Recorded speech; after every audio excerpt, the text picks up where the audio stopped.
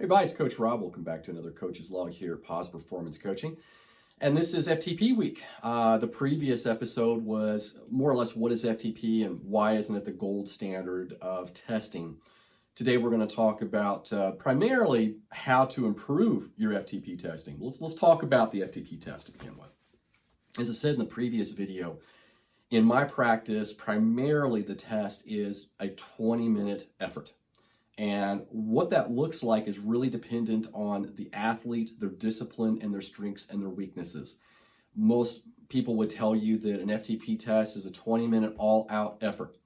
I would say that, quite honestly, when I see the results of those all-out efforts, they don't look all-out effort to me at all.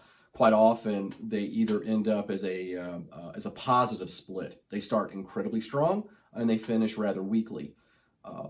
To me, the best possible way of doing it is a negative split. Start off easy and finish strong, just like we want in our races. So what is interesting to me about those outcomes, quite honestly, is that it's important to have the right FTP mindset and setup. Coach years ago, I used to tell his athletes, you have a choice this weekend. You can either race or you can test. Which one do you want? And depending on the mindset of that particular athlete, quite honestly, they would often say, yeah, I'd rather race. Well, and why would a coach want that in the first place? As I said in the previous episode, the best measure of performance is the performance itself. The best effort you're ever going to put out as a competitive athlete is going to be in competition, not in training, and certainly not during testing. So if you have an opportunity to race, and right now with things being the way they are in the world, it's just not happening unless you're racing virtually or you're going against the clock in a virtual race outdoors, which to me is still not the same thing. I need the environment. I need the sounds, the feel, everything that goes into getting ready for a race, whether it's mass start or it's an individual race like a time trial. Those things really help me get there. And I always put out my best numbers in those efforts, not in training, not in testing. There are a handful of exceptions. So back to that point. What I like to try to do with my FTP test these days is a Zwift time trial. And in a Zwift time trial, I like to go with flat courses. I've ridden flat and I've ridden hilly courses and climbs. I prefer flat.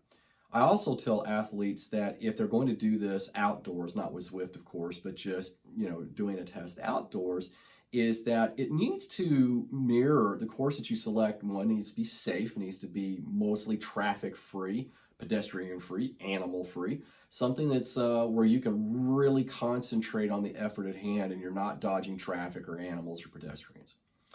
And in that effort, that course needs to look very similar to where you would normally be racing. If you've got a lot of rolling terrain where you race, then it probably wouldn't be a bad idea. Also, if you are not going to be a hill climbing specialist, why are you doing your FTP test on the climb?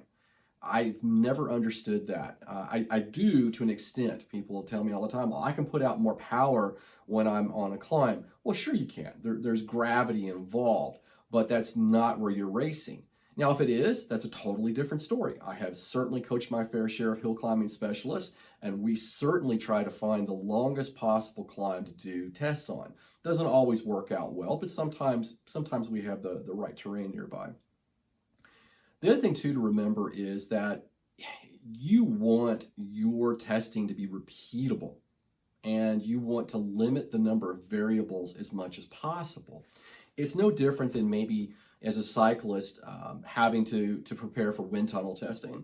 We're trying to remove as many variables as possible to find out what the actual numbers are. And FTP is no different. So I like to do the vast majority of my testing indoors. It's not perfect because no, it does not represent what's going on outside. But I'm also in a scenario where I have a handful of roads that I can test on, but they've become a little less trustworthy lately. Some of it's due to the condition of the roads themselves. Sometimes it's, recent updates in traffic, more traffic. and sometimes, a neighbor with a dog that likes to run loose, the last thing I want to do is be in a time trial bike trying to fend off a dog. So with that being said, I've spent the vast majority of my time on a smart trainer doing my testing under Zwift as a race. So those are some of the things that you can do to limit the variables. The other reason why I like doing the vast majority of my testing myself, as well as with my athletes, is using, I have fans, can control the temperature of the room, convenience and comfort. If you're not familiar with that concept, go back and listen to the webinar that I did on setting up your training room.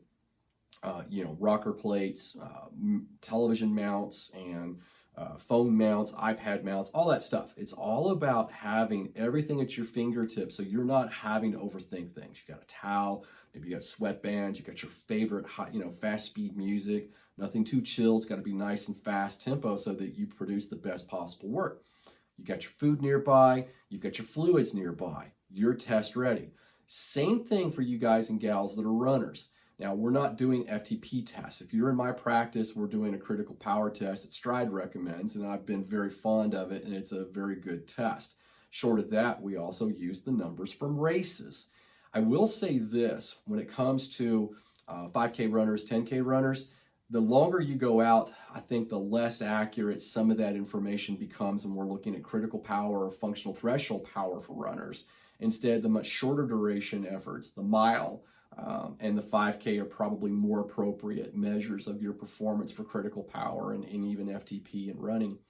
When it comes to cycling, I would say that your best efforts aren't going to come from criteriums. And why is that? Well, as I said in the previous video, when we're talking about the looking at training for specific disciplines, criteriums are not steady state. Testing is steady state. So in a crit, it's up, down, moving around a lot in the saddle, not a fixed position, not very still, lots of spikes in power, lots of coasting. Not a great place to figure out if you've made a move in your FTP. I'm not going into the value of FTP as a performance measure. We already covered that in the first video. Instead, we're going to talk about optimizing your FTP testing, and that's what we're doing right now. So let's go ahead and just dive right into that so we can wrap this one up. I mentioned earlier the concept of a positive split. So if you look at a positive split, and let's say this is your baseline, this is zone 1 intensity for you, and zone 4 threshold is somewhere up here. You're going to spend the vast majority of your time at threshold. What often happens is at this level is that at the start of a positive split, so here's threshold, you're going to be up here at the very beginning, and you're going to go below threshold at the end of your test or your race as a time trialist. That's a positive split. In general terms, I find that we don't get the best results with that kind of pacing strategy in an FTP test scenario. It can work in certain time trial settings, especially if your time trial starts uphill or your time trial starts into a headwind and it's an out and back, and then of course you've got a really nice tailwind on the way back. Then we would start harder and then back way off the power on the way back. That's when positive splits work well. I find that they don't work well in FTP tests. I find that I lose somewhere in the neighborhood of 3 to 5% of my possible gain by going with a negative split. Remember, baseline, zone 1 power heart rate, and tempo, threshold, zone 4 is right about here. So instead, we start below threshold at the beginning of the ride, and as we get to the very end of the ride, we end up somewhere in the neighborhood of 100 and 105% above FTP. That is the way I would like to see the vast majority of my athletes do that. Now, let's talk about a couple of the other gotcha moments, things that really catch people off guard with FTP, is that when they're not a steady state rider, their races aren't steady state. There's a lot of up and down. Cyclocross, some of the shorter duration track events, runners who are more track and field focused instead of longer duration endurance focused. Those types of things are very, very, very difficult. BMX, short track mountain bike, very, very difficult for some of those folks to do that.